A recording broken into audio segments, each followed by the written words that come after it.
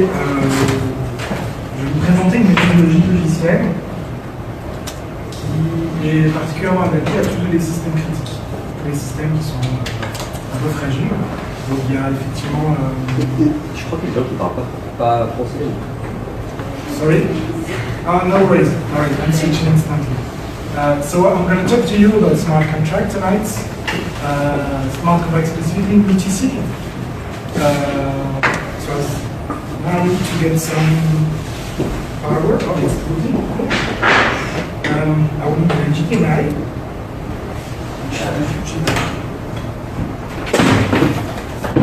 So sorry a little bit for the delay in planning tonight. I think I'm good. I have power. Things will settle down as soon as I can have my presentation. So it's a pretty freestyle because let's do this one. So what's the shortcut for Google menu full screen? The button on the right. There is a button on the right. This one? Yes. There is expert on this. So let's go directly into the matter. So what's TD? TD means test-driven development. It's something that was reinvented, let's say, in 2003. It's an agile and iterative methodology to build products. Similarly to any agile methodologies, you have to practice a lot to understand it and become good at it. So I don't know if who doesn't know Agile? Never heard about Agile? And okay, so Agile, it's a methodology. It's a methodology for doing projects. It's an iterative methodology where you try to adapt and react to small iteration rather than doing a large project, which may have higher risk to deliver. So, same way, rather than doing a large piece of code, look at the end if it works, and if it doesn't work, then you have to redo a lot of stuff. So it's have a lot of extra cost. You just do a small steps, so-called baby steps, very very tiny steps, and you always test and iterate and build on top of it. So it's very iterative and quite organic. Way to build the software.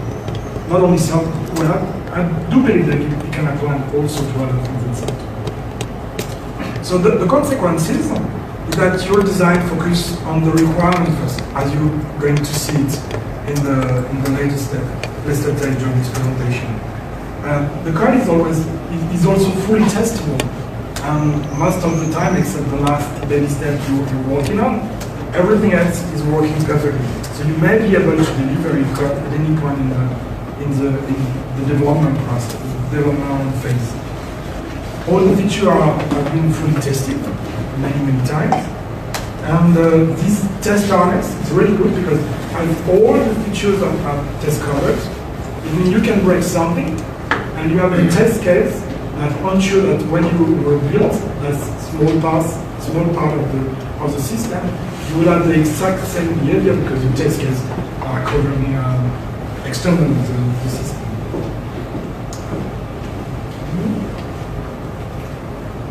So how it works.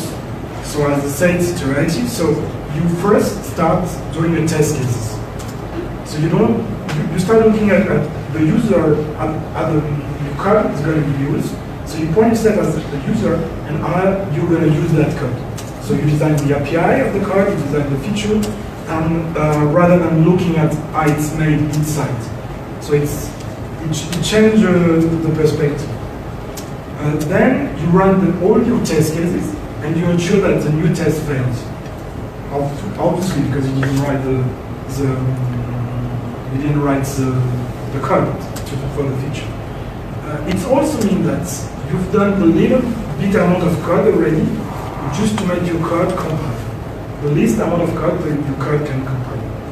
Then you write the code within the harness you just developed, and you run all your test cases to ensure that all run successfully. And now you're free to refactor all the code you want. Just be sure that you never refactor code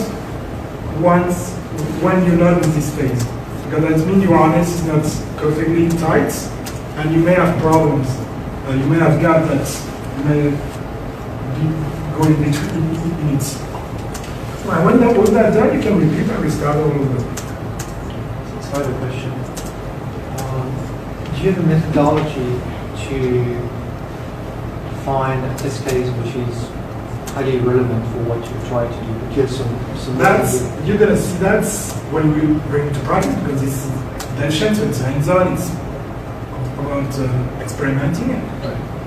You're gonna see that this is the harder part of the TDD. That's why I'm asking It's the question. define the exact small steps, which means the exact small test that you need to do, which order. So we're not gonna have time tonight to do it, but something I recommend you to do is retry for those that are developers. Retry it all and try to do a different path. So put features in different order, and you will see the end results. You end up with a different design. This is very interesting, and you better understand the software engineering process methodology by trying that. So TDD, I didn't say it, but TDD is also somehow as everyday exercise, everyday training. So there is what's called kata. I don't know if you have done some martial arts. So the kata is the exercise that you try again every day until you master it until it's absolutely perfect. You can do kata with TDD, doing the same program over and over again, but trying different way, different approach to build your software. Yeah, two questions. Step 2, you run all tests and see the new test fails.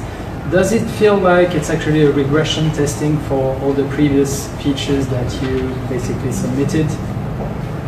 The old test. Yeah, when you run all the previous tests. The last one are the one you already developed because you're in the loop cycle. Okay, so basically this way you can do regression testing and make sure that what you've added basically doesn't break everything. So I don't want to detail too much that because we're going to experiment it, and then you will naturally see how it goes. And then if you don't understand, you can ask. But we have a time schedule tight because there's pizza coming in and we don't want to detail code.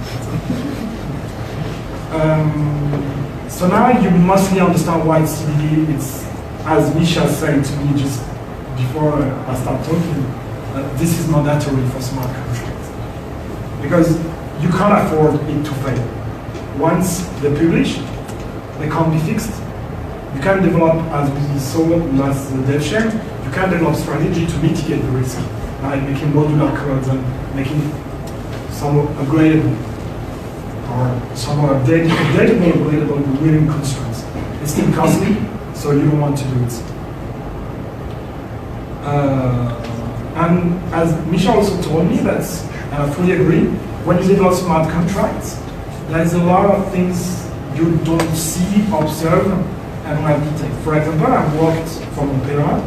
In the last 24 hours, I spent all my time on something very stupid, which is the same thing as the DAO, is when you have two transactions coming from the same operation, and it fails. There's absolutely no way from outside to understand why it fails. So I just made an assumption now that it fails because you have transaction ordering. That's plausible, right? Yes. So I just don't know, I'm not sure, but I believe it's transaction ordering. So you have the two transactions that go in the same order and there's an order, so they both fail. So what's a MultiSig? Who doesn't know what MultiSig is? Ah, we have two candidates, three candidates. They're biased, but so if they don't know, then we all don't know. Let's be really fair. So MultiSig is the idea that you have a key for general purpose cryptography. You have a key which unlocks your secrets or allow you to encrypt secrets. So you sign a piece of message with your private key, and you make you encrypted. So this idea of the MultiSig is to have rather than one key, which is problematic. If you lose the key, if something is important in it, it's better to have more than one key. And depending on the patterns you want to achieve, the kind of structure lock you want to have, you're going to design different multisig. This is a very simple example. You have a husband and a wife, and they have a joint accounts. Or you have a husband and a wife, which are chained to the saving accounts. Or you have parents that want to overlook the kids' accounts. So it's 2 or 3. So 2 keys required for unlocking or signing, on the 3 total. So you might lose 1, it's still okay because you still have 2 which are sufficient to unlock, move to another MultiSig which are the third available again. 2-factor authentication wallets, which is something we're going to do on Pelerin's wallets. 2 or 3 biased with the trustless escrow. 2 or 3 improved wallet security for businesses. And a 2 or 3 decentralized cost storage. So I would say, depending on the amount you have in the business and the cost storage world, you might want more than 2 or 3. You can go 3 or 5. You can go 7 or 9. You have to design what makes sense for your business, what the risk involved, and how you mitigate them. And you want more than 1 key maybe, because if you lose 1, you want to have extra security. In case you lose 2 at the same time, you never know. At Google, they call it the bus factor. The number of people you need to be key at the same time in the same bus explode or whatever, for the project to be cancelled. So apply as well here. If you have 2 persons in the same car that don't explode, you lose the ability to recover the wallets. But every time smart contract can go even further. You can have daily limits, you can have one listed operation, you can imagine a lot of more stuff around it. I think pizza there. Okay. So it's given me some time to start already initiate the MultiSig, let's call development experience. So the way we're going to organize it tonight, I'm going to do the setup, the initial first test cases to show how it goes. And then all here who are developers, they're going to come on stage, play on my computer, and try to add 1 more test case. They will be free to add the test cases they want. Well, I will drive them, so it's a tiny, small baby steps.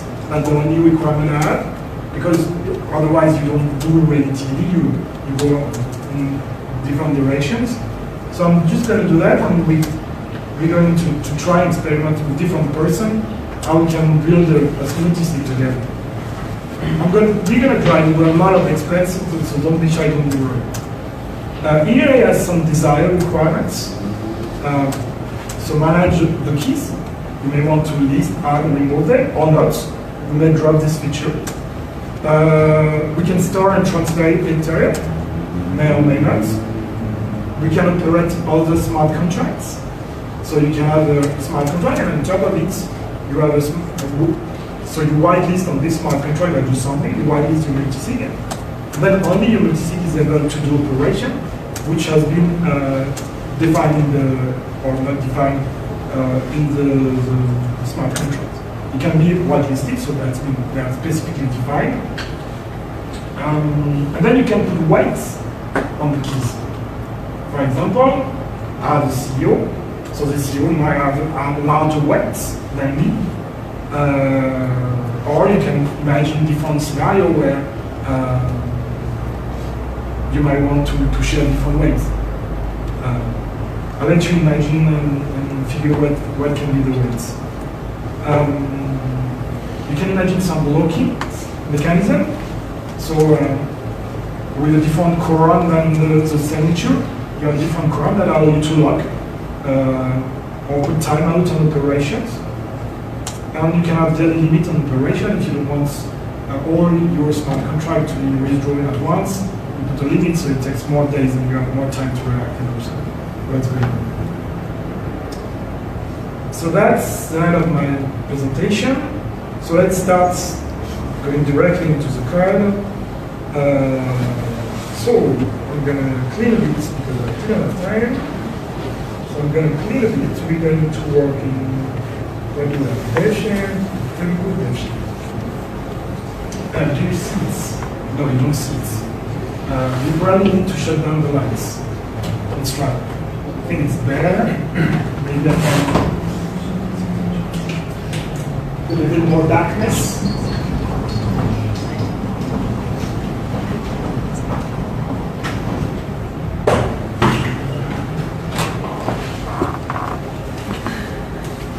Okay, so we have an environment. Okay, let's. Well, just to test things were working. Let's clear everything else. And now, so we're going to create a truffle project. So the way it works, we have to create an entity here, I think.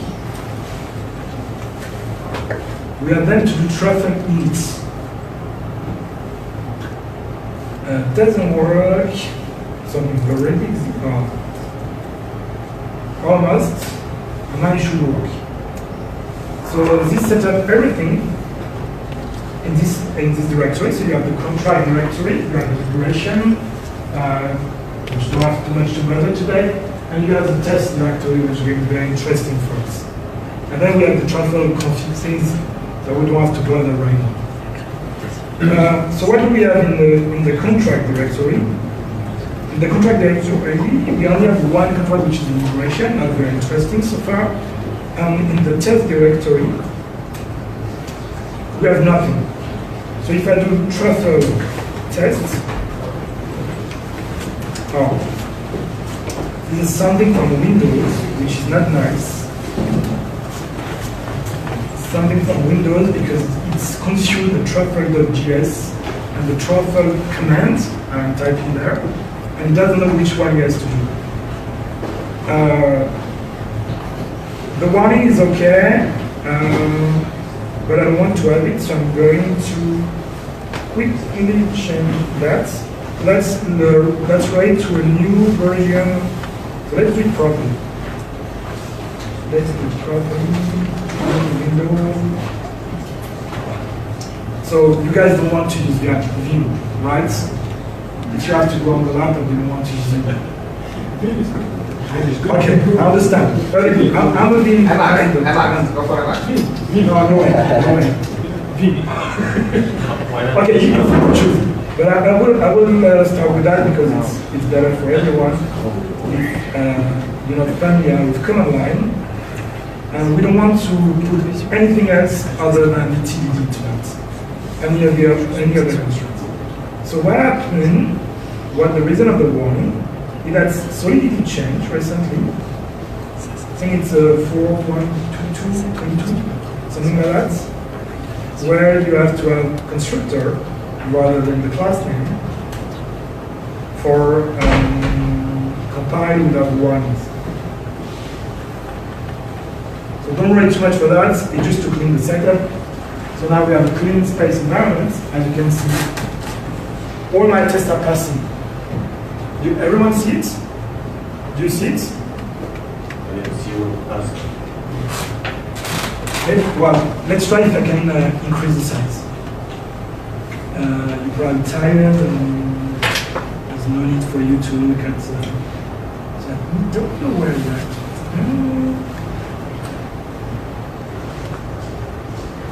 Pretty cool. Pretty cool. So do that. We're going to just write one test cases, one class, one test cases to have to set up, and then we'll go in the pizza. So the first thing I've done is write the test cases.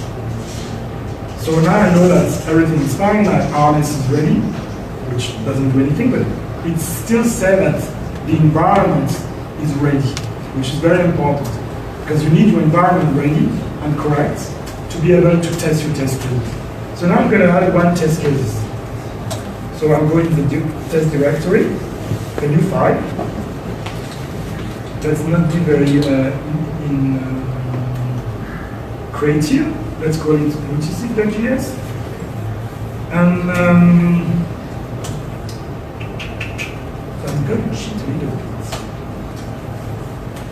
because I don't remember the syntax exactly every time.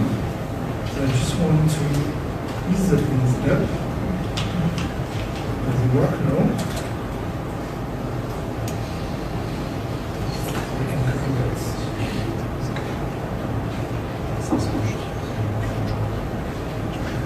Good line. Now we're almost at Magua, which is where we want to reach. Wait, place there. Okay. Ready to reach.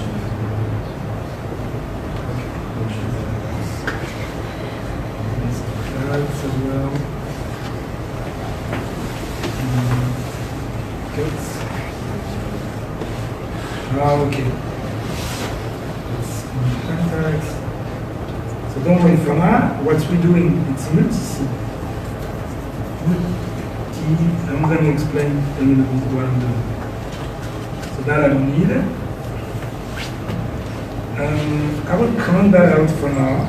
I might need it later, and I will comment that out. So what we have an object on which we will do the testing. So that's our object, our element is a MultiSig contract, on which we're going to do all the operation and the testing. Then we have a before each. Before each means how do we want to set up the MultiSig? So let's do it very, very simple.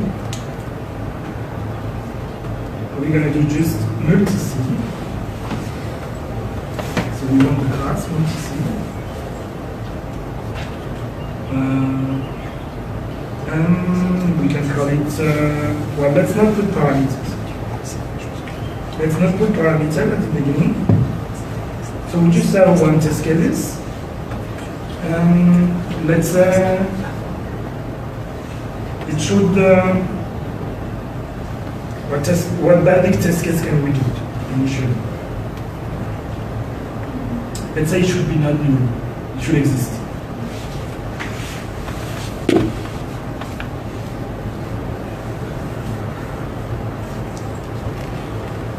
Okay, so let's put the page.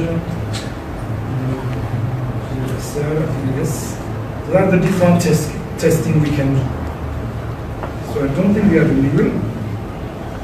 But what we can add. But not now does not really work. It should have an address. Because if the transaction fails, your MultiSig will still have value. So not equal, then okay, that should be okay. No, And you then have an address that is 42 positions long and starts with 0x. And not be 0, 0, 0, 0, 0. Just different from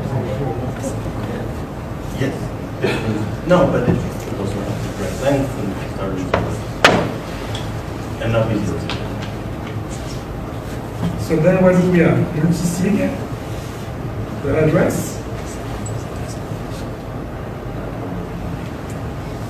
length.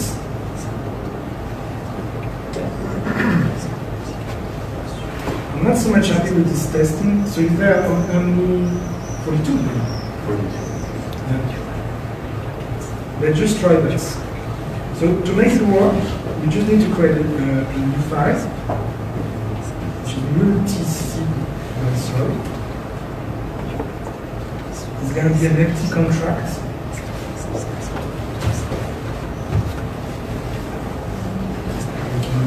That a very stupid empty contract. So it doesn't do anything.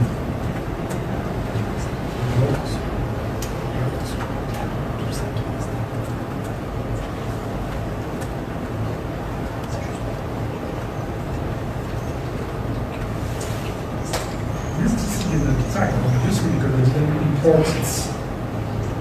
SIG before each. Sorry? Yeah. Before each is I'm using here. I'm using here MultiSig, but I didn't define it. Oh, there is a missing Sorry? Now I can bring here as well. So artifact that require. have a title.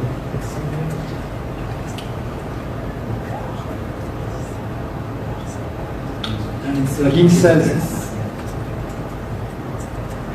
thanks possible limits. Nights require these artifacts. Required. And then it's Just the name of the contract. You don't need the fact. you didn't decide. That's cool. You want things. No, without the salt. Just MultiSig. The name of the contract. Okay, I'm doing it wrong. Yes. Cool.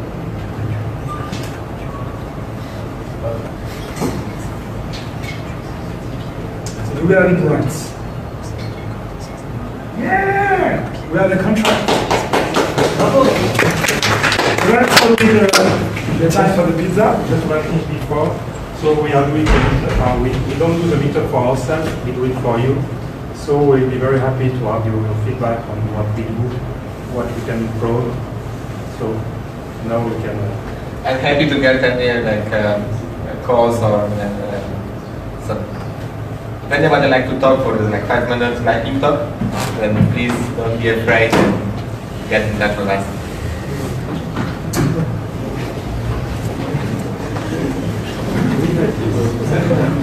Anyone?